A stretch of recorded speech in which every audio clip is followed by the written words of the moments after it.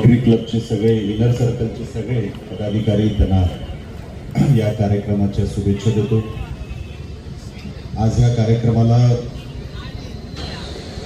पहिल्यांदाच येण्याचा योग आला।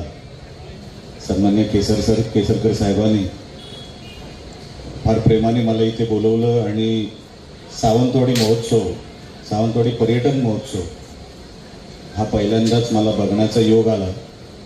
त्याबद्दल मी त्यांचे मनापासून आभार व्यक्त करतो। या कार्यक्रमाला येत असताना आणि उद्घाटन झाल्यानंतर सगळं बघत असताना केसरकर साहेब, आपण जी ही परंपरा सुरू केली, संजू परब तुम्हाला त्या संकल्पनेच्या मागची जी भूमिका आहे ती तुम्हाला पुढे घेऊन जायचं आहे। केसरकर साहेबांनी अनेक गोष्टी या